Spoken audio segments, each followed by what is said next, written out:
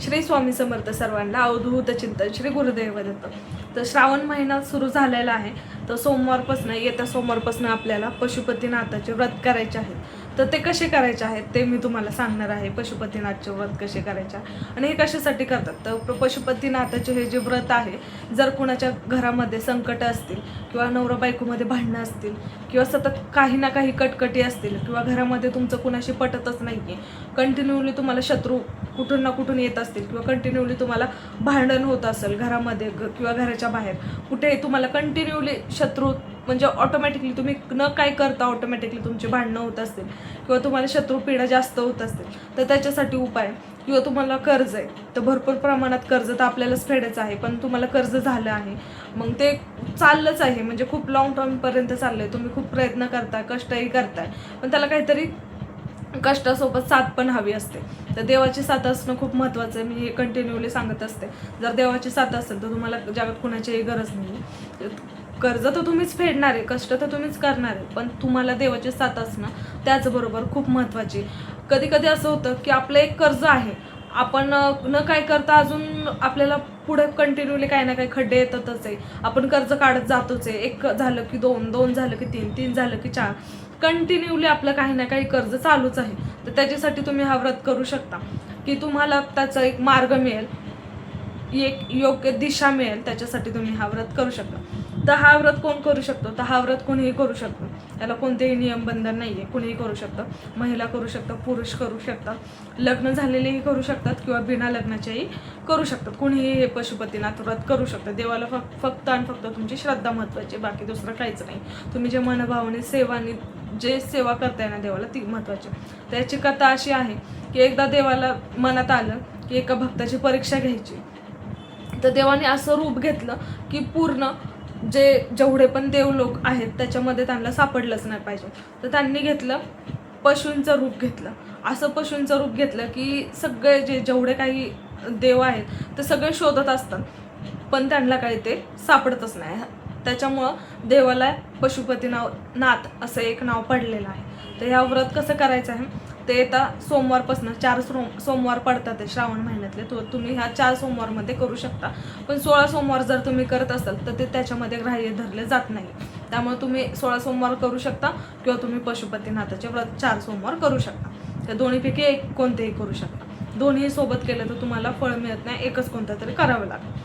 तर तुम्ही ह्या सेवा करण्यासाठी तुम्ही मंदिरात सर्वप्रथम ही सेवा तुम्हाला मंदिरातच करायची आहे.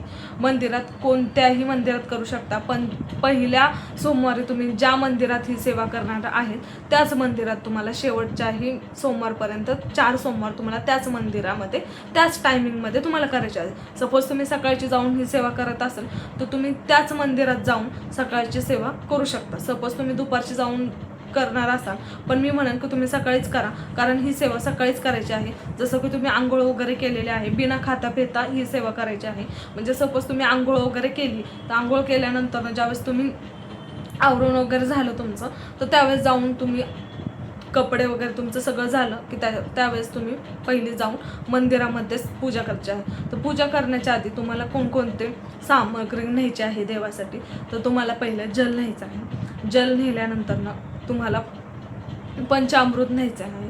पंचामृत नेल्यानंतर तुम्हाला दूध न्यायचं आहे. दूध नेल्यानंतर तुम्हाला गंगाजल न्यायचं आहे. गंगाजल न्यायचं आहे, अगरबत्ती न्यायची आहे, फुलं न्यायची आहेत, तुम्हाला भस्म न्यायचं आहे. हे सगळं तुम्हाला घेऊन जायचं आहे. धोत्र्याचं फळ किंवा फूल न्यायचं आहे, किंवा ते नसेल तर कोणतंही तुम्ही फूल, पांढरं फूल देवाला अर्पण करू शकता. त्याच्यानंतर तुम्ही हे सगळं घेऊन जाऊ शकता. देवाला तुम्ही अभिषेक करताना कसं करायचं आहे. आणि अजून एक राहिलं, तुम्ही बेलपत्र, जे बेलफळ किंवा पत्र असेल, तुम्ही 108 नेऊ शकता, एकही नेऊ शकता, किंवा तुमच्याकडे जसे असेल यथाशक्ती तसंही नेऊ शकता. तुम्ही हे सगळं नेऊ शकता. तुम्ही तिथं गेल्यानंतर पहिलं देवाला जल अभिषेक करायचा आहे. हे तुम्हाला मंदिरातच सेवा करायची आहे. मी आणखीन एकदा सांगते, तुम्हाला ही सेवा मंदिरातच करायची आहे. तुम्ही पहिल्या सोमवारी ज्या मंदिरात सेवा करणार आहे, ज्या टायमिंगला तुम्ही सकाळी 6 वाजता करणार असाल तर 6लाच तुम्हाला 4 सोमवार जायचे आहे. 7ला करणार असाल तर तुम्ही 7लाच जायचं आहे. ही सेवा तुम्ही त्याच मंदिरात 4 सोमवार करायची आहे, दुसरीकडे नाही जायचं. तुम्ही एकाच मंदिरामध्ये आणि एकाच ज्या शिवपिंडीवरती तुम्ही सेवा करणार आहात त्याच पिंडीवरती तुम्हाला ही सेवा करायची आहे. तुम्ही जल अर्पण करायचं आहे. जल अर्पण केल्यानंतर तुम्ही तुमचं जे दही दूध जसं की तुम्ही नेलेलं आहे पंचामृत, तर पंचामृताने करायचं आहे. पंचामृताने अभिषेक केल्यानंतर तुम्ही दुधाने अभिषेक करायचा आहे. दुधाने अभिषेक केल्यानंतर तुम्ही परत एकदा पुन्हा एकदा जल ओतायचं आहे. जलने अभिषेक केल्यानंतर ना तुम्हाला चंदन लावायचं आहे. चंदन नसेल तर तुम्ही भस्मही लावू शकता. भस्म लावल्यानंतर ना देवाला तुम्ही फूल अर्पण करू शकता. पांढरं फूल अर्पण करू शकता. फूल अर्पण केल्यानंतर ना धोत्र्याचं फूल हे अर्पण करू शकता. त्याच्यानंतर तुम्ही 108 किंवा तुम्ही जे काही बेलपत्र नेलं असेल ते तुम्ही अर्पण करू शकता.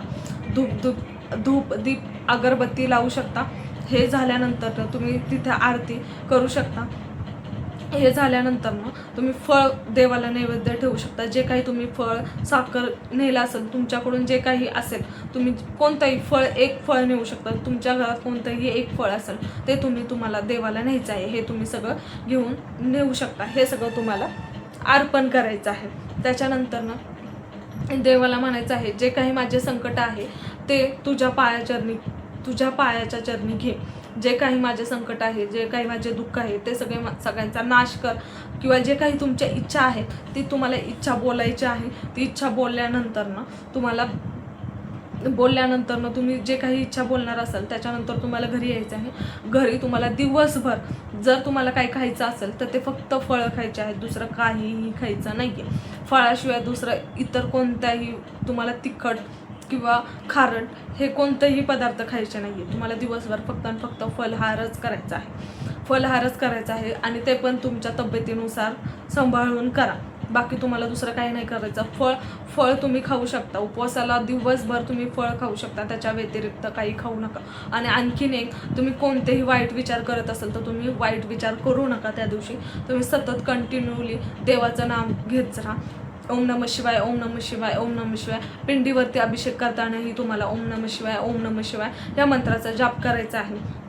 मी खाली मंत्र देत आहे. तुम्ही त्या मंत्राचा ओम पशुपतीनाथे नमः असाही मंत्राचा जप करू शकता. ओम श्री पशुपतीनाथ नमः, ओम श्री पशुपतीनाथे नमः ह्या मंत्राचा तुम्ही रोज सोमवारी ज्या दिवशी तुम्हाला उपवास असेल दिवसभर ह्या मंत्राचा तुम्हाला जाप करायचा आहे. कुणाबद्दलही वाईट बोलायचं नाही आहे. वाईट विचारही आणायचं नाही आहे. जर कोण तुम्हाला वाईट विचार किंवा कोणी येऊन वाईट बोलत असेल तर तिथून तुम्हाला निघून जायचं आहे. कारण हीच मोठी तुमची परीक्षा आहे.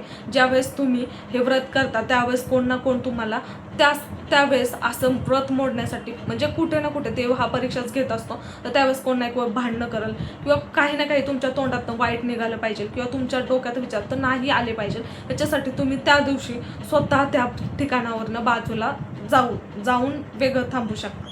पण त्या दिवशी तुम्हाला काहीही करायचं नाही. तुम्ही अशा पद्धतीने त्या दिवशी टाळू शकता. फक्त तुम्हाला 4 सोमवार करून बघा. तुम्हाला खूप छान अनुभव येईल. आता तुम्हाला ह्याचं उद्यापन कसं करायचं आहे. उद्यापन एकदम सोपं आहे. त्याच्या अगोदर तुम्हाला सांगते, संध्याकाळी तुम्हाला परत एकदा जायचं आहे.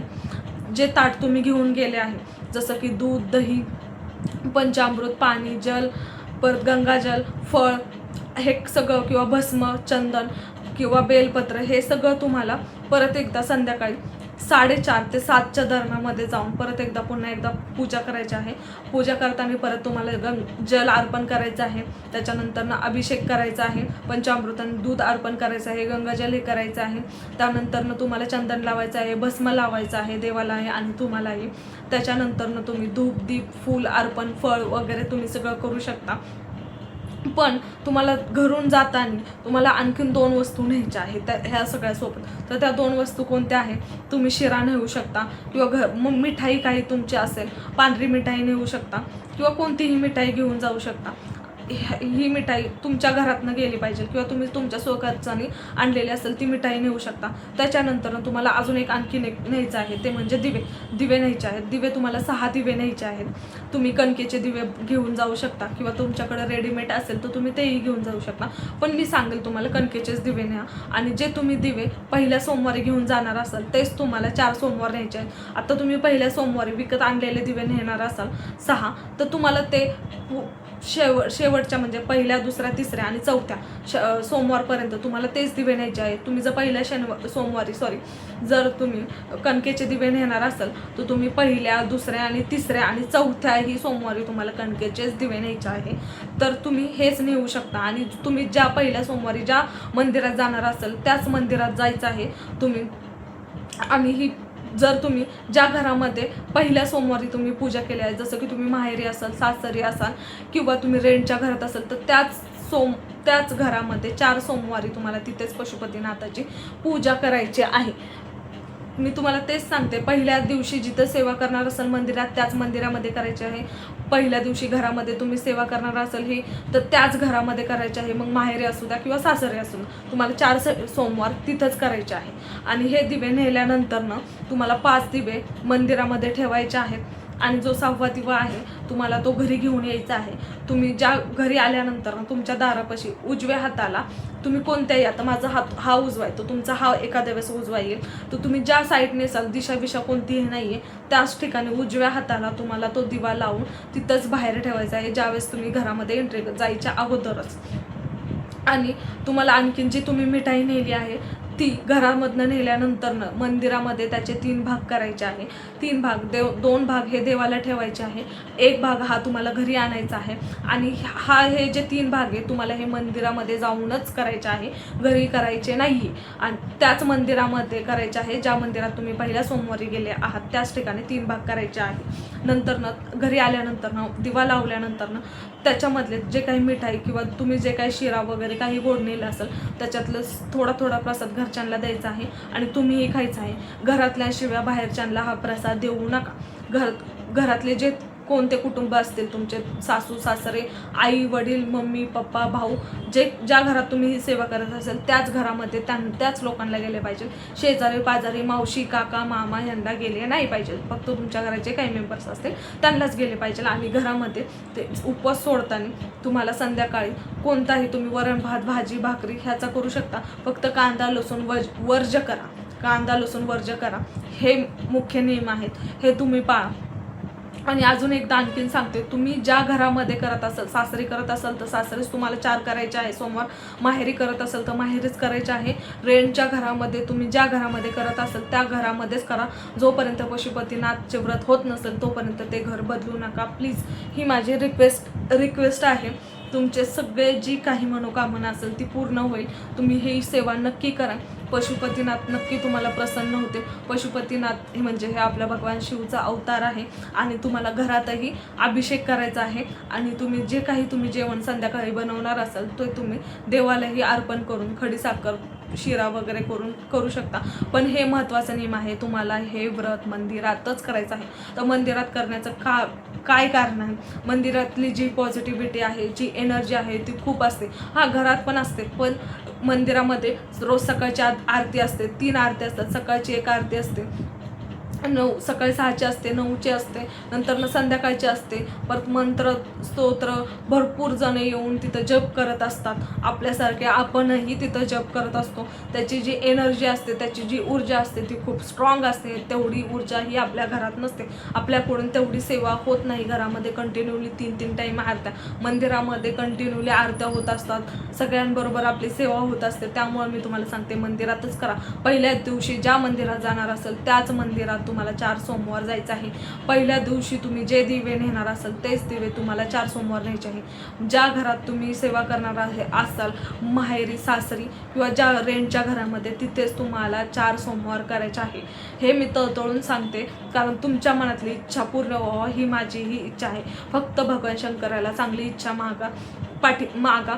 तुमचे कोणते जॉब, घर, कर्ज किंवा कॉलेजचं ॲडमिशन, कोणतीही इच्छा असू द्या, किंवा घर, जागा, जमिनी किंवा तुमचं स्वतःचं घर होण्यासाठी कोणतीही इच्छा असू द्या, तुमचं सगळी इच्छा पूर्ण होईल. तुम्हाला त्या दिवशी फक्त आणि फक्त फलाहारच करायचं आहे. सकाळी उठल्यानंतरनं तुम्हाला आंघोळ केल्यानंतरनं पहिलं मंदिरातच दर्शन करायचं आहे.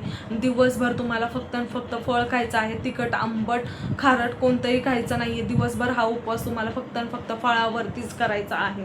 आणि संध्याकाळी तुम्हाला जे मंदिरामध्ये जाऊन परत एकदा जे अभिषेक पूजा करायचे आहे ते तुम्हाला 4:30 ते 7च्या दरम्यानच करा, कारण तो काळ हा भगवान शंकरांना प्रसन्न करण्याचा काळ आहे. तुम्ही त्याच प्रदोष काळ बोलतात त्याला.